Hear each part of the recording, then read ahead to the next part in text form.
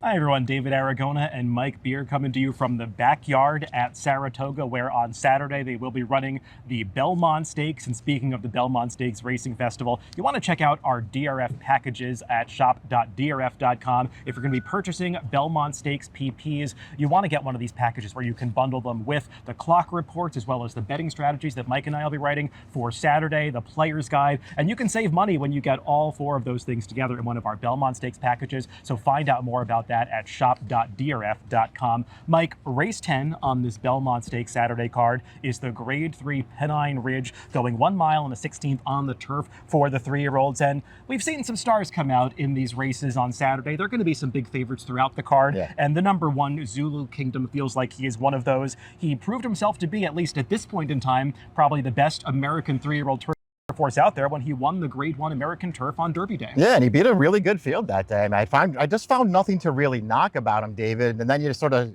sift through this field that he's going to be running against on Saturday, and it just feels like if he shows up and holds his form, they're going to have a tough time beating him. He is head and shoulders above these on form, but there are plenty of interesting horses in this race. I don't know if they're at his level yet, but there is a lot of potential among those challenging Zulu Kingdom in this field. To get a sense of where Zulu Kingdom might be placed in the early stages of this race, let's take a look at the Timeform US pace projector. And Mike, the number 7, Mibago, is going to be the key to how fast they go up front, because you know the game plan with this horse. He has a ton of early speed. He breaks sharply from the gate. He wants to be free running early. And Mark Cassidy is not the kind of trainer to ever want to take speed away from his horses. No, agreed. Yeah, I mean, the pace projector believes that the 2 AP Kid will be up there with him. Maybe he will be. That horse has only run twice, and he's shown speed in both of those races, but he's not as fast as Mibago. Mibago's going to be on the lead in here.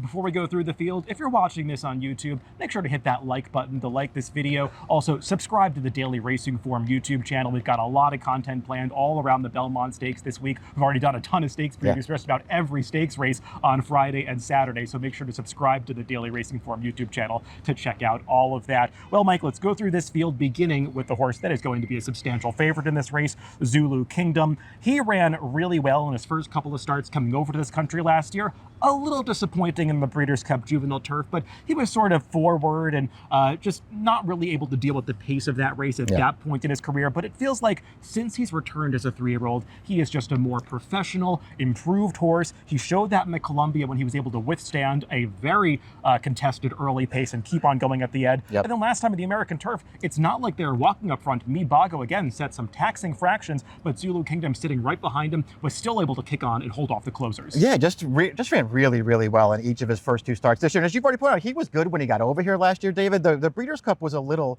disappointing, but I just hated the position that Pratt had him in all the way around the track in there. I don't think he ran as poorly as it may look. His first 2 races this year make him the clear horse to beat. Mike, I mentioned there being some horses with potential in this race. The number 2 AP Kid has to be considered one of those. Debuted on the dirt, and you could see halfway through that race, he just wasn't really striding out over the surface. They went to turf for his next start, and I think Honor AP is sort of sneakily turning into a very decent turf influence. And this horse, as a son of Honor AP, really took to that surface when he got on it last time at Gulfstream Park. We'll take a look at the stretch run of that race, and he set some legitimate fractions going forward to stalk from the start and just kept maintaining that pace all the way through the wire. There were horses trying to run him at the end. They couldn't make any inroads into that. Now, he's trying a graded stakes for his first start against winners. I know they wanted to get into an allowance race at Aqueduct a couple weeks ago. That was rained off the turf, so not sure that this was the original plan, but this is the kind of race that he probably eventually will belong in. Yeah, eventually. We'll see if it's as soon as Saturday, because it feels like he's stepping into a pretty tough spot here. I have no real knocks on him. He obviously improved when they got him to grass last time. He better improve again. The number 3, States Rights, is a horse that showed potential during his 2-year-old season, closing into a slow pace to be second up here last summer, then winning his maiden race at Keeneland last year. A couple of maybe slightly disappointing efforts at Fairgrounds over the winter, lost both of those at short prices, but he came to Keeneland last time out, and we'll take a look at the stretch run of that race, Mike, and I'll let you talk through it. This is a horse that did not have an ideal go of things through the final quarter mile. Really did. I mean, if nothing else, it's just a race. You're going to see him coming in here off of another loss as the favorite in an allowance race, but he should have won this race. I mean, he was so much the best in this race, and the trip just didn't work out for him. With a clean run, he obviously would have won there. And I also just wasn't I know he lost his prior 2 starts at short prices as well. I just wasn't disappointed in those efforts, David. I thought he ran well both times. One of the losses was the Flying Mohawk, who's a really nice horse who's also back in this field. This horse is okay. He's still a little bit green. I don't think he's the easiest horse to ride, but he's got some ability. Yeah, he's still figuring things out. You could see he kind of wants to lug in a lot of his races. Yeah. I think that was one of the problems last time out. He just kept drifting in. They kind of had to go through holes that I think maybe were not ideal. So we'll see if he's able to work out a better trip in this Pennine Ridge. Well, you mentioned the horse that beat States Rights 2 back at Fairgrounds. That is the number 4, Flying Mohawk. 3 starts back at his PPs is when he earned that victory against Allowance Company. And Mike, this horse ran okay in some races as a 2-year-old, but once he broke his maiden in that race at Churchill Downs last October, it felt like he had taken his game to the next level and really gotten the confidence boost he needed. Yep. And then he ran right by States Rights in that race at Fairgrounds. I didn't see a big excuse for States Rights that day. He was a little wider than Flying Mohawk, but Flying Mohawk showed such an electric turn of foot to run past that field in the stretch, and that was his last turf race. Yeah. They subsequently went to synthetic. He ran just fine in the Jeff Ruby behind a very good horse in Final Gambit, and then the Connections got Derby fever. They ran in a race he just did not belong in, but if he runs here, they're getting back on the right surface. Yeah, exactly. We'll see if the Derby affected him in any way. I think that would be the only thing you would be concerned about with this horse. The other thing too is when you were talking about that States Rice race the last time he was on grass, I just loved that pace just kept gradually getting faster, and he just kept coming after it, making a move into the fastest part of the race. He was really good that day. The number 5, Tom's Magic, is another horse that was based at Fairgrounds over the winter, won a couple of races there, including the Black Gold, probably not against the toughest field. They tried the Transylvania, which did come up a pretty strong grade 3 at Keeneland this spring, and the trip just really didn't work out for him. He drew post 8. They were never able to get over to the inside. He was wide around both turns. Now, he really did no running from the quarter pole home. It was just kind of eased across the wire. But when a horse gets a wide trip like that, I always want to give them one more chance. I agree. I mean, you're supposed to be a little lenient for that one. He just didn't get a great trip in that race, and he wound up just chucking it through the stretch in there. His prior form was okay. I mean, I didn't love his Black Gold, but it was a nice move in the right direction for this horse. He'll have to improve again. I think, we would probably be a little remiss if we didn't just at least point out that States Rights and Tom's Magic and Mibago, they were all scheduled to run in the Penn Mile, a race that's been rescheduled. That would have been a way better spot for all of them. Yeah, Zulu Kingdom was not entered there, and now they've got to face maybe the best 3-year-old turf horse in this division in this Pennine Ridge.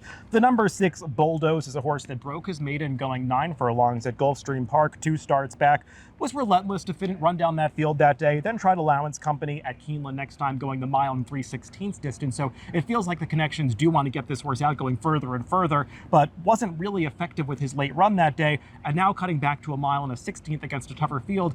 I just don't know if he's going to have the finishing kick to go with these horses. Yeah, I didn't know if he could kick with them either. I mean, I liked his maiden win 2 back. I thought he ran pretty well in there, but it's not like he's done anything else in his other 2 starts to make me want to bet him against this field. The number 7, Mibago, is one of the more experienced runners in this race. He'll be making the 10th start of his career, but going for the 6th victory. He's a horse that certainly knows how to win races. He's won multiple stakes at this point. He has tried Zulu Kingdom before. That came in the American Turf last time, where he did set a legitimate pace, and you could see that Jose Ortiz was just trying to get him to relax as much as possible on the front end. He kept him off the rail most of the way, which maybe you wanted to do anyway at Churchill Downs on Derby Day, but also you could see he was just trying to get this horse to shut off a little bit so he'd be able to produce some kind of finish. And he tried to kick an upper stretch, but you could see the mile and the 16th distance kind of got to him at the end. And to me, Mike, this horse feels like a true miler, and I just worry a little bit about him going a step beyond that. I agree. I mean, he actually ran really, really well last time. He just couldn't really shake free. Zulu Kingdom would never let him get away from him, and then he was just no match at the end, got overpowered late.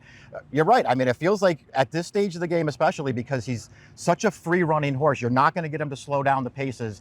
Shorter is better for this horse, but he's really good. The number 8, Golden Channel, just broke his maiden last time out at Gulfstream Park, but he did keep pretty good company too back when he was one of the horses completing the Exacta in that AP Kid maiden race. That was a pretty strong maiden affair for those 3-year-olds. He was no match for AP Kid on that occasion and came back to beat a weaker field last time, so he's going to be getting a serious class test here. Yeah, exactly. I mean, he wasn't the horse I wanted out of that AP Kid 13 Colonies race anyway, and he did get the job done last time, but I wouldn't bet him off that performance. The number 9, Noble Confessor, is still a maiden coming into into this race, but he is a stakes placed maiden, having just barely lost to Zulu Kingdom when they met in the Grade 2 Pilgrim last year, and he arguably should have won that race because he got into a little trouble in mid-stretch that gave his connections confidence to run in the Breeders' Cup Juvenile Turf at the end of the season, where he actually finished just ahead of Zulu Kingdom. He was 6th, Zulu Kingdom was 7th on that occasion, and Noble Confessor ran pretty well. They came back off the layoff, tried Maiden Company last time. He probably ran into another really good Chad Brown horse in the winter, Uncatalyzed. So, Mike, this horse has some good form,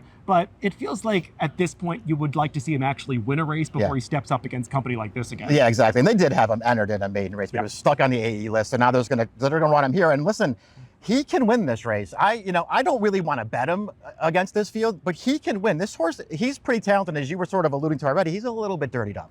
And with rain in the forecast, you do want to note, arguably his best effort came over a yielding turf course at Aqueduct when he nearly beat Zulu Kingdom in that Pilgrim. The number 10 is 13 Colonies, a horse who just broke his maiden last time out in the 3rd start of his career. He's another one that's coming out of that AP Kid race 2 starts back in his past performances, and he was closing for 3rd that day. Feels like he's a horse that's getting better with each start, figuring things out race by race. And Mike, I was really taken, as I know you were, by the finish that he put at Keeneland last time. Really, really liked his win last time. I mean, just sort of, to me, it sort of points this horse out as a horse who can really run. We'll see if this is the right spot for him. I mean, it feels like it's probably not, especially now that he's stuck out in the outside post 2, which is no bargain for him. But I thought when he was behind AP Kid, I thought he ran fine that day with a pretty wide trip. I thought that was sort of an underrated performance. He got a way better trip last time. He was super impressive. I don't know if this is the right spot, David, but this horse is pretty good. Yeah, watching him run, I think he's going to keep getting better as the distances get longer in these series going through the summer into the fall in New York. So we'll see if he's ready for this stuff up in class on Saturday. Mike, where'd you land in this Pennine Ridge? Listen, I did not go against Zulu Kingdom as far as picks go. I just think it's the right spot for him again, and he probably gets one more win here before he faces some much better horses next time. The horse I'm trying to make money with in the race is the 10, 13 Colonies. I've got 13 Colonies in there as well. I picked him 4th in this race. The horse that I'll take one shot against Zulu Kingdom with is the number 4, Flying Mohawk. I thought his last couple of turf races were really good. He's just been on the wrong surface recently. He's getting back into the right spot, and he might be a horse, if he continues progressing, can get up to Zulu Kingdom's level. So the number 1, Zulu Kingdom for Mike, and the number 4, Flying Mohawk for me in the Grade 3 Pennine Ridge on Belmont Stakes Saturday. Good luck with your wagers this Belmont Stakes Racing Festival weekend.